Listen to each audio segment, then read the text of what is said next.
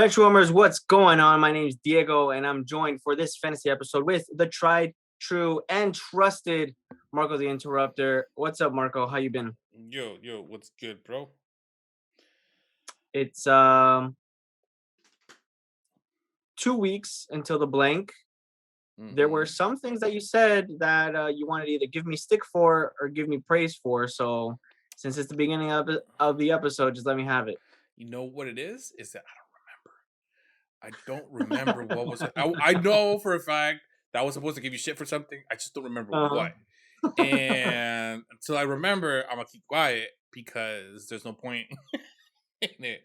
But if I remember, I'll interrupt you as I usually do and let you know what it was. It's fine. It's fine. I'm wearing my Red Bulls tee right You know now. what? We're The gonna get home, short now because of that. We're definitely gonna cut the it short uh, now. the home opener is scheduled for April 17th against Sporting Kansas City. But this is not an MLS podcast episode. It's about fantasy. And quite a few people had some massive returns that just stung and honestly kind of ticked me off a little bit. But you know what? You can't really do much about that. You got to let them take their little wins and keep going. And I'm talking about specifically the Man City men, Kevin De Bruyne, Foden, and Mahrez, all returning double digits for their double game week. A huge 5-2 win over Southampton for that second game week fixture. It sucked because I stuck with Gundo. I had Cancelo. Cancelo featured for a grand total of 64 minutes among two games, and he wasn't part of the defensive plans, which sucks. And I'll dive a little bit more into that, whether having Cancelo on your team warrants a spot and so much money. But to focus on how we did, Marco, while you pull your team up, I'm going to give right here a little bit of recap on how I did for game week 27. 68 pointer, just over the average of 60 points. Some good hitters here. Martinez with 7, Gundogan, Fernandez with 10 each.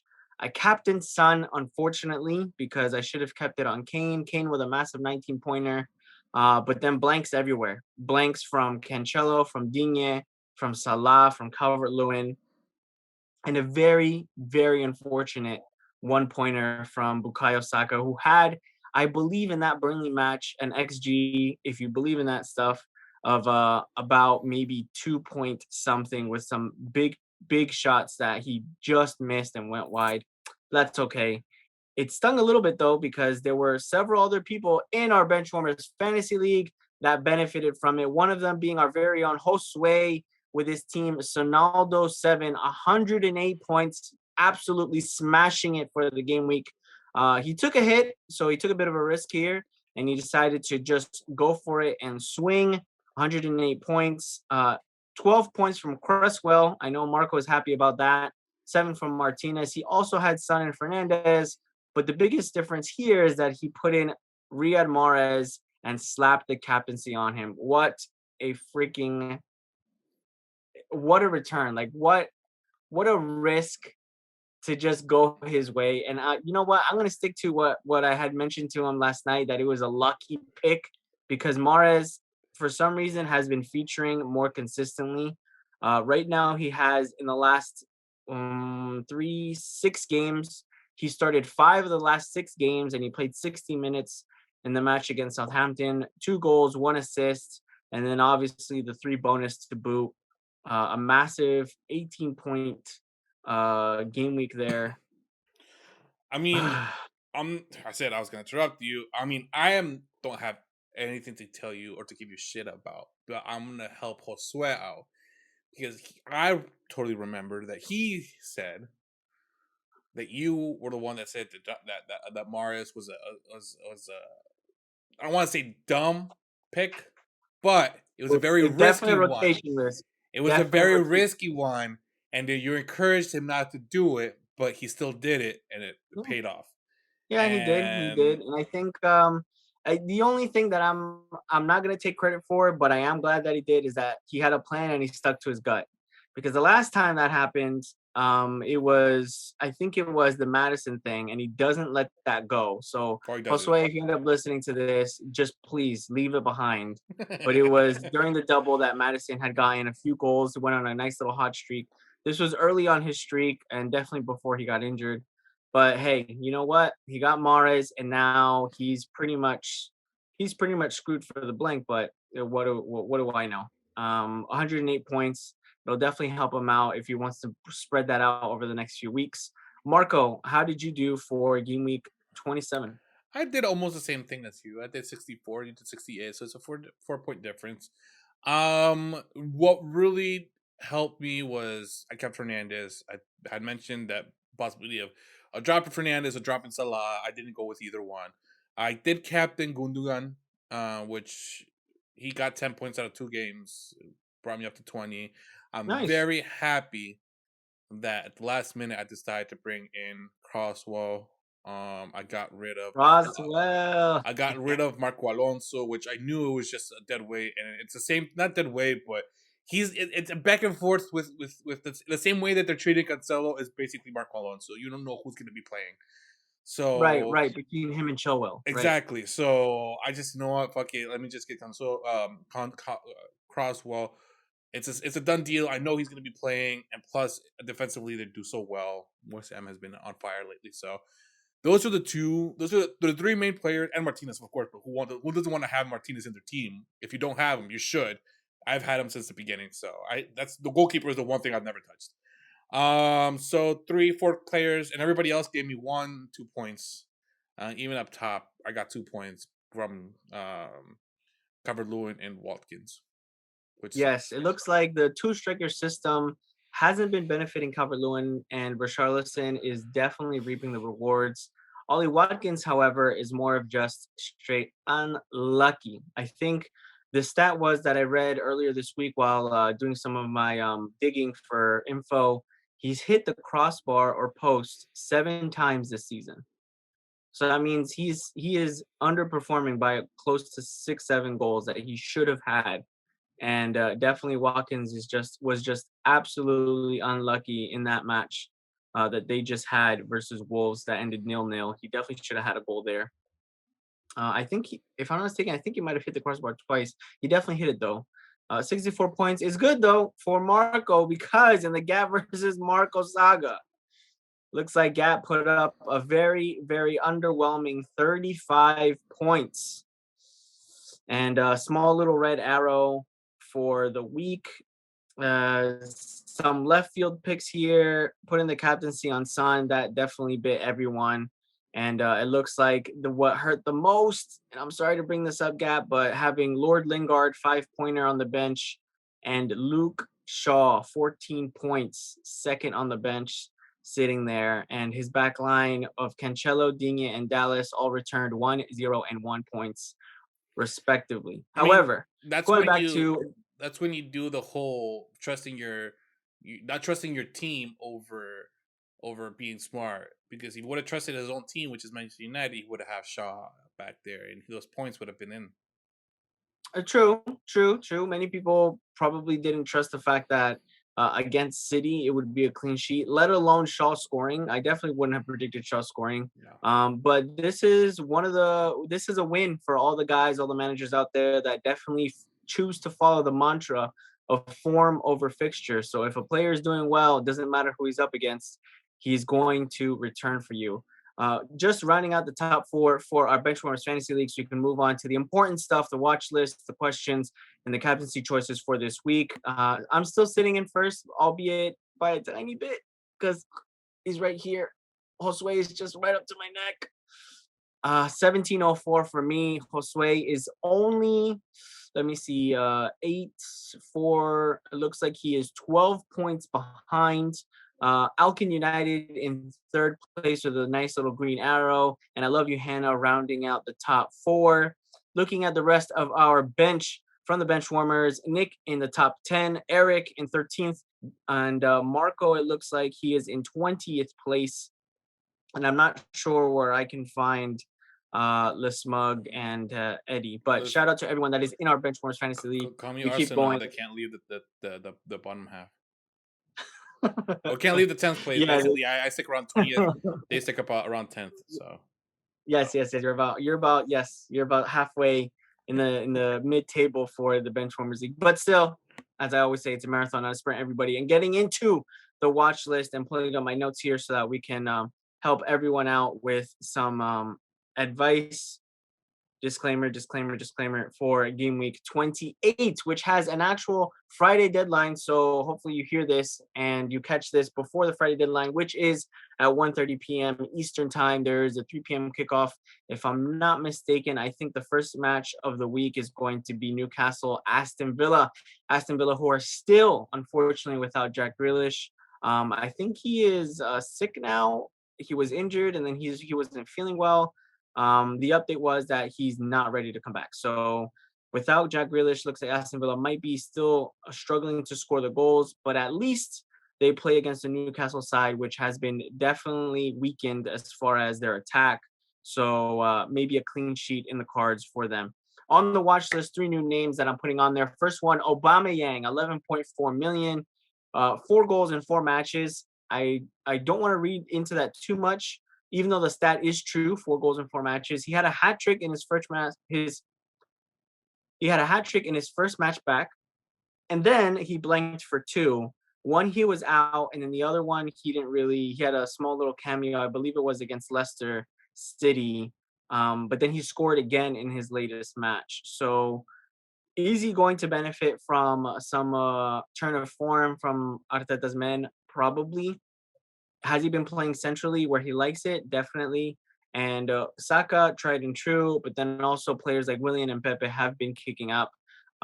Just today with their game against Olympiacos, a 3-1 win, we saw some of those names come back up again for Arteta's men. Second on the watch list, Diogo Jota, 6.6 million, back in the starting 11. And Marco, you had a very interesting tidbit about Diogo Jota being back in that Liverpool side and how it kind of mixes things up a little bit and gives a bit of a headache, right? it's giving me one hell of a headache because last week the first thing I said, or one of the things that I said, was consider Bale as a replacement to one of the big names that we've been using consistently, which is Fernandez and Salah. Mostly Salah because he hasn't been producing in the past couple of weeks, and we all know this. So it's unfortunate, but it's true. So but the problem is Jota's back. And with Jota means, I think, a better pressure up top, something different, something that we haven't been seeing in the past couple of weeks because Jota has been out injured.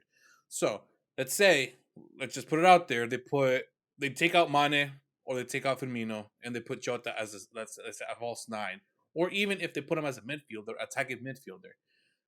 I think the options for any of those top three um, are higher and there's a better possibility of them scoring. I'm not saying they're gonna go in and from here on out it's gonna be a clean sheet and they're gonna score 4, 5, 6 goals every game. I'm Right, saying right. there's a better possibility of them scoring that 1 or 2 goals that they need to just walk away with the win or a tie. That's something different that we haven't been seeing from Liverpool in the past couple of weeks. Now, with that being said, that also makes me believe that Salah won't be the one that Jota will not be replacing Salah. Jota most likely will be coming to replace Mane or Firmino, or maybe not even either one of them, and just play as a midfielder and just attack a lot more. So, if you want to bring Jota, I think it's a smart idea, but again, I also think that Salah, in my opinion, I'm debating to bring in Jota for Salah or to keep Salah and maybe bring in Jota on the side. And that's something that I'm really considering. I just don't know. I haven't seen Jota back on the Premier League. I've seen him play in the Champions League, and he was phenomenal. He was really good. Yeah, So he's doing well. something to consider, something to look at. If you want to make a couple bucks, you put a couple coins in your bank for another player, maybe like Kane, up top. Then you could bring in Jota, cheaper, at least five. You're gonna get at least 4.2, 4.3 back from Salah to Jota. There's the same possibility of one scoring or assisting, and then you can use those coins to bring in maybe a Kane up top as a striker. I love it, Marco. I love it. Already thinking ahead with spreading the coin. I'm so proud of you, man. So proud of you. I learned something a little bit, bro. Jota is definitely going to be considered an enabler moving forward. Some people, if you want, you can double up on Liverpool. Liverpool, although they're not doing great, and I'm saying this solely from a fantasy standpoint as far as the points that they're providing, they have one of the best run-ins from now until the end of the season. I think the only difficult match as far as the fixture difficulty is United somewhere around the last 5 game weeks of the season, and that's it. Everyone else is bottom of the table or mid thereabouts. So it depends. Marco has a great point. You can probably ditch Salah and go for Jota, spread that coin, or figuring the fact that many teams will now start to have a bit of a template and having the same players on their squad. If you want to double up and have Jota as that fifth midfielder to maybe gain some ground whenever Liverpool are involved in the goals, I'm pretty sure Jota is someone that's fresh and providing something that they were lacking during his absence is definitely a good shout. Last one, just to round out my watch list on the players added: Connor Cody, 4.8 million from Wolves. He's had quite a few big chances lately in the box, which is very odd for Connor Cody, scoring his very first professional goal in the last game week. Before this one, obviously, since it was 0-0 against Villa. And they have some pretty easy fixtures until the end of the season. And I'm looking at it right now, utilizing Cody's player to look at the fixture list. They do play Liverpool and West Ham back to back, but then afterwards they have Fulham, Sheffield, Burnley, West Brom, and Brighton. That's a nice little compact 5 team, fixture run where Wolves, we definitely don't have been expecting the goals from them. But as far as them being compact and defensive, I'm pretty sure that not many people would disagree. Players dropped from the watch list. Ricardo Pereira, I'm so glad I avoided that trap. Ricardo Pereira, 6.1 million. I think he was at 5.9 since he was out injured. He came back. He was exciting because he played with Timothy Castang on the right flank, the double up out of position. And Leicester have been absolutely god awful, and they have not kept anything. Ricardo definitely hasn't provided anything on the attacking front either. So definitely he would have to be dropped because he's in right now a very much um, injury ravaged team with Madison out and a lot of the creative players. Mateus Pereira from West Brom, I know he's come up every so often. Sometimes just the fact that he's cheap and that he's probably the most attacking player on that West Brom team is the reason why he comes up so often. But again, I think from now, I'm looking towards the end of the season now. This is the final stretch, the final set of 10 game weeks, because once we hit 28, that's it. There's only 10 game weeks left for the final run of the season, and I don't see myself wanting to get any West Brom assets, especially considering that there are other assets around the league that are similarly priced from much better teams. And the other one, which I was excited about because the goal that he had on his debut was fantastic. This is Josh Maja from Fulham. He's blanked in 5 of his last 6 appearances, however, and the one that he didn't blank in was his very first start. So I think maybe Fulham deserved the plaudits for their defensive performances. Scott Parker has been doing well for them, but as far as the attacking side, Maj is just not it. On to the notes and questions because we have quite a few of them, Marco. And the first one, which I wanted to make just a simple little note about template players. Template players can hurt you if you're chasing the pack. So I'm talking about anyone who is in their mini leagues or even in our very own Benchwarmers fantasy league, and you want to try to chase the people above you. Having the template players that other people above you also have is not going to move you anywhere. I know it seems like kind of common sense, but just breaking it down for anyone who might be playing this for their first time. So, for example, if you're in 4th place and you see that the 3 other managers above you, you have maybe 9 out of the 11 players are the same as yours, you're not going to really make up ground. You have to kind of go out of the template and get some players that you think, you know what, I think I can take a risk here. And I think the clearest example, and I'll make it up to Josue by using him as one, going for Mahrez during a time when many people were avoiding the Man City midfield assets, perfectly worked out for him. Captained him, took a risk, 40 points in the bag, already in 2nd place, 108 pointer to show for it.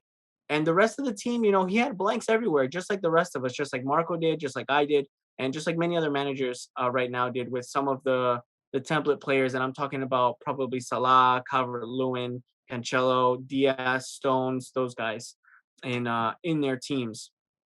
Consistency though is right now the biggest advantage. I think right now from now until the end of the season, consistency is the biggest advantage that you'll get. Someone who's going to return points for you. Bruno was sold, and guess what? He got a 10-pointer. I think Antonio as well is one of those fixture-proof players. There's not many of them, but he's someone that you can probably rely on to get either within the goals or an assist. We saw that with him returning against two of the probably hardest teams that they played up against, West Ham, for their fixture run. So having consistent players is key. Trying to be too clever, and I did this myself when I picked up Harvey Barnes for the double game week and said, "Oh, Harvey Barnes, not many people are going to get him. If they do, I'm going to have him on my team. I could double up on Leicester." And then it backfired and bit me in the ass. The same thing for people who probably got triple city defense and now they're struggling trying to find ways to offload them. They haven't kept a clean sheet in their last two matches back to back, which is something very rare for this Man City side. A bad game week can come around, but the best advice is not to let it get to your head. You know, don't spend too much time because hindsight is always going to be 2020. Marco and I would probably love to have had someone like Mahrez, someone like De Bruyne in our teams, but it just didn't happen. And for me personally, I'm comfortable right now that my team is going to be set up well with the transfers I have planned out to go through the blank in game week 29 and be able to get out to the other side without taking too much of a points hit. Marco, the first time we mentioned it off air, off recording, and it had to do with this Egyptian king. I'm going to ask you the question straight up. Is now the time to drop Salah? I know you made your point with Jota, but let me just hit you with the fact that he's blanked in 11 of his last 14 game weeks, meaning he's probably had either 2 or 3 pointer in 11 of his last 14 game weeks. He did score in the Champions League this week. Their next fixtures are Wolves, Arsenal, Villa, Leeds, and Newcastle. Some mixed results there as far as defensive performances. I would say past the Arsenal Villa matches, they probably could score a bit more against the last two teams. But here's the question, Marco. Dropping Salah, yes or no? Fuck. Me. This is me. This is me talking. This is what I most likely will end up doing. Is the answer is yes. I will most likely end up dropping Salah. I've been hoping for the past 14 game weeks, the whole thing of no, next week. He's gonna get it next week. Next week, no. He got it next week. He's gonna score one. And that's gonna continue going. Now, am I confident enough that he's gonna score in the next week? No. Will he? Most likely because I dropped him, and that's just how karma works. The minute the universe realizes that hey, Marco no longer has to lie in his lineup, that's when the universe decides, oh no, all right, let's have Salah score a goal. And if that's the case, then I most likely bring him back eventually. But for now, for this upcoming week, I most likely will drop him. I think I might do the same thing. I'll probably drop Salah to get in a planned Spurs attacker, but I'll talk about that in a little bit because the Spurs attackers are right now giving a bit of a headache. Son and Bale, which one do we want? Son, again, and I'll reiterate this because I've said it before on the past episodes, he's the one that plays 90 minutes every week. Bale has been getting 70 in the last couple of matches. Both of them, interestingly enough, were taken off at the 64th minute in their Europa League tie today, which they won 2-0 over Dinamo Zagreb. Unfortunately, though, Kane was taken off early for Vinicius and flagged. So he is now yellow flagged with a 75% chance of playing for the weekend. There were images that people were losing their minds, fantasy managers were losing their minds on Twitter of Kane getting taken off and having his knee immediately iced afterwards, wondering if he was able to walk off the field or not. The flag definitely isn't anything that helps us out as far as who we can choose. There are Villa, Newcastle, United, and Everton. So I can see the Villa and Newcastle games maybe going their way, as well as the United game because they smashed United earlier in the season. And if they look like they're starting to get back to the form of how they were playing early in the season. And if that is emulated from now on, I wouldn't put it past Spurs if they're able to get a result in 4 of those next 5 matches. Which ones will they be? I'm not sure. Me personally, Marco, I don't think either of us can ignore that Bale has been on fire for the last few weeks, and Yes, that is true. Now, I've been hearing a lot. Oh, he's in form. He's in form. Oh my God, he's back. He's built. Too soon. Too soon. Yes, he's doing really well. Yes, his past, I want to say 4 matches. That's when he's actually started to produce, to actually score, assist, and have a glimpse of his old Bill. If is old Bill ever coming back, I don't know. Maybe next season. I don't think it's going to be this one. Should you risk bringing Bale into your team now? I think yes. I think this is the time to bring him. If he looks that he's doing good and he doesn't look like he's getting injured, plus they're not letting him play the 90 minutes, which will likely allow him to recover and play more consistently, then I say bring in Bale. If you want to go crazy and if you have the coins, I would say go with Bale, Son, and Kane. I yeah, the mean, they're triple up. assisting each other. So, yes, Bale most likely going to play 60 minutes, but you know what? At least he might get an assist or a goal. Kane up top with Bale there and Son playing the 90 minutes. I mean, you can't go wrong. Is that a possibility? You're going to have to look at your own team and see if that would work for you. Yeah, But is that something that has crossed my mind? Hell yeah, it has. Will I do it? I already said I'm going to get rid of Salah, sorry. So there is yeah. a possibility that, unfortunately, this weekend I might end up with all 3 of them. But Yes, and I think I'm in the same boat. and so that's why you made that face, because you had to consider it and you didn't want to say anything. Oh, bitch! I knew it. I'm waiting. No, no, no. I'm waiting because the only thing that I saw right now, because I was looking at my team, definitely one of my transfer plans already, which I had made up this week going into 28, was to triple up on Spurs, simply because they have pretty good fixtures moving forward, and they play in the blank game week 29. Do they? The flag, yes, the flag to Kane though. The flag to Kane. If Look, Kane misses that Arsenal match, if Kane misses this London derby, I think it completely changes that Spurs squad for me. It really does. Aside from the fact that I'd be out already one forward when I'm only playing 2 of them. I mean, Uh, the risk for you versus, let's say, me in this case is a little different because you already have Kane. I don't have him. I don't have to pick him up this season, this the week. I can wait a right, week. I can wait a right. week, pick him up on the 29th, which I most likely will. But I'm not only going to do that. I'm going to use my free hit, which will allow me to use and bring every player I want for that Everyone in. week, because my idiot self didn't use it the first time I should have used it. Perfectly fine. I only had 3 points that week, but it's okay. I'm living. So yeah, so I don't have to bring him in. Maybe bring him next week, or bring him in, bench him, and hope that somebody, if he does play, hope that somebody in my team um doesn't play. So in my case, it's a little different than yours. You already have him. You don't know if you want to keep him, sell him, bring somebody else in just because of that 75%. But honestly, I think he'll still play. And even if he doesn't start, he will eventually come into the game. Yeah, I think so too, Marco. I think so too. There's a lot of my someone that may be a bit of a good differential. Aubameyang, which I mentioned in the watch list. He sounds like a good shout. The only worry again is Europa and whether Arteta is going to be focusing on that from now on. They got a good result today against Olympiacos, but moving forward, is Aubameyang really one of the premiums that you would like to have when there's others right now that are performing a bit more consistently? I would say just waiting on Aubameyang maybe another week or so to see how they do. Getting them in for the blank isn't such a bad idea because they're one of the 4 teams that have a match, one of the 8 teams, sorry, that have a match in blank 29. So possibly moving forward though for defenders for that blank, I think the ones to kind of target would be either someone from Brighton or maybe from Spurs. Uh, Lewis Dunk comes to mind for Brighton, or if you don't have the money, maybe you can go for Den Burn.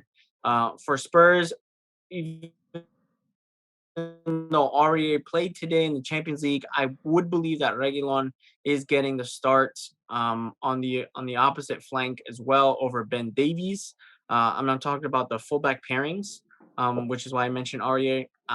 It's a bit of a rotation risk again with Reguilon, unfortunately, but those are the ones that I would probably go for. And strike partners for the top. So Antonio and Bamford, if you want to pair them up alongside Kane for the blank, those are the only two strikers that really stick out for me as far as who we would get if you have the ability to pick three forwards, such as Marco, who has his free hit chip to move forward.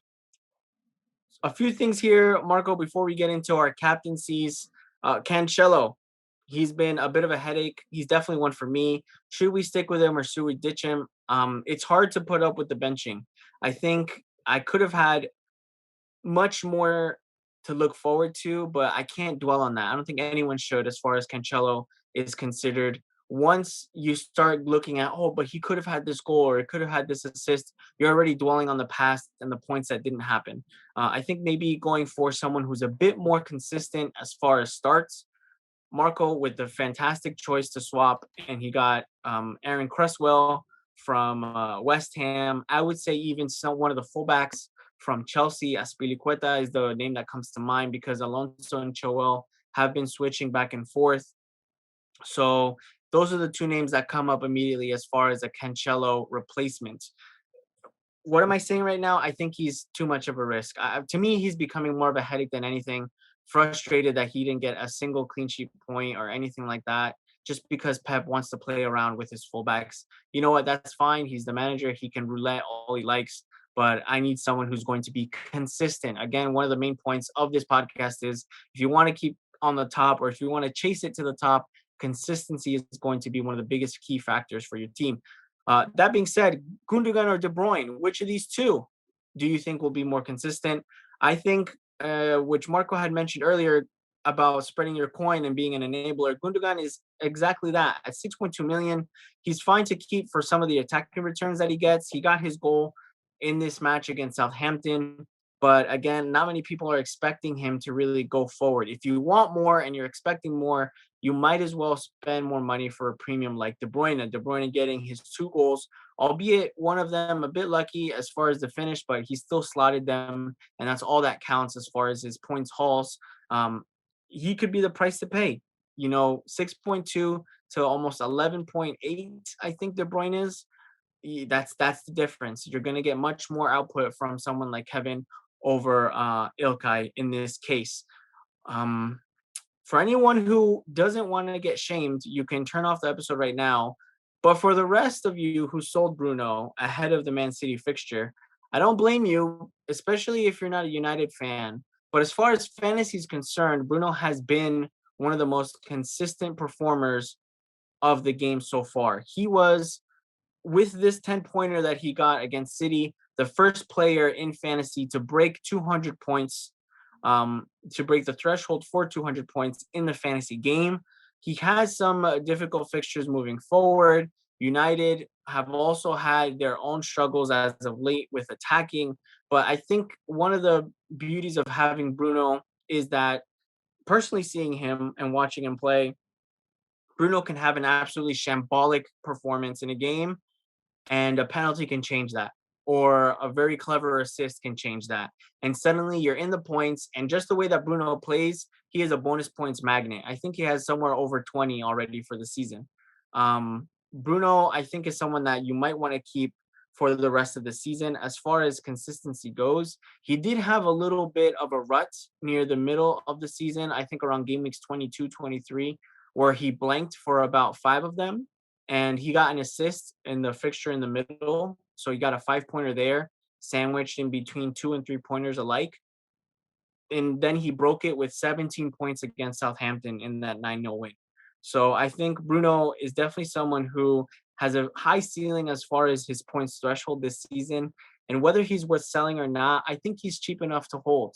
If you compare him to someone like Salah, like Kevin, like Aubameyang even, Bruno is still, if I'm not mistaken, I think Bruno right now is 11.5. So he's gotten up there The beginning of the season, obviously, he started much, much cheaper. I think he was maybe 10.5, if I'm not mistaken. Yeah, that's right. He was 10.5 at the beginning of the season. Obviously, that time has passed, but I'm saying for a bit cheaper and for someone who's almost always involved whenever his team score, I think he's definitely worth keeping. Captaincy choices. Moving on to wrapping up this episode. Marco, who are you looking for the captaincy armband in 28? Mm. Honestly, I have no idea. Shit, bro. That is one hell of a question. I'm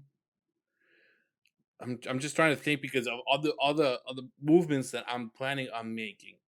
If I who is fuck me, man. I mean, I can help you if out and give even if though you don't if have him, uh-huh. Go for it. even though you don't have him, I'm gonna cut you off here really quick. I think Kane right now, despite the injury, would have been the number one captaincy choice in the London Derby. He has a fantastic goal scoring record for some reason in this game. A lot of people who do have Kane will probably put the captain's armband on him. The second one, and this is in no particular order, by the way. The second one would be possibly Bruno at home to West Ham United. And the third one, which I think is a bit less, even though I would rank them all equally, is Jamie Vardy at home to Sheffield. Now, Sheffield haven't been the whipping boys that they were for most of the season, but Leicester City have been kind of awful as of late. Vardy himself has blanked in his last four matches, but against a Sheffield United team at the bottom of the table, you might want to take your risks. So what do S- you think, Marco? So this is a ball game. This is a possibility. I'm not sure if I'm gonna do it or not, but if I do, then I might captain De Bruyne because they are playing against Fulham. Yes, they are playing against Fulham. That was probably going to be one of the things that people with Man City assets, if you have one of them, you can go ahead and put the captaincy on them. The only if I had one though, if I had someone like Mahrez or like De Bruyne, I would probably do so. But since I have Gundogan, I don't expect the goal threshold to be that high. I could be proven wrong, absolutely. But Fulham, we've seen, especially with their win over Liverpool, which are definitely a team in a much different position than Man City, I would say. But I'm only talking about the defensive performance from Fulham and how organized they've been. Anderson, Aina, uh, Adarabioyo, and that back line with Alphonse Areola have been absolutely fantastic lately as far as keeping the clean sheets. So it could be one or two. I don't expect five like they had with Southampton. So I don't know how big of a ceiling that is. But if you want a differential, I think Richarlison at home to Burnley is where you should probably look. I don't know if Calvert-Lewin is going to be in the goals. I'm sticking with him though, and I'm just making sure that I don't take too many hits from now until the end of the season. This wraps up our episode for today. Marco, thank you for participating yet again in our fantasy episode. For everyone else out there, fantasy managers, stick to your gut, have a plan, and don't be afraid to maybe deviate if you just feel it in your gut that one player is going to come good for you. In any case, if you do take a hit, give that player some time to return. They don't have to necessarily hit 10 or double digit return right away. Maybe in the next week or two they could. So if you make that decision, especially for the game weeks ahead, it could be something that benefits you. So good luck to everyone. We move forward for game week 28, and we'll be back next week for the blank in game week 29, where there's definitely much less to focus on as there are only four matches in that game week.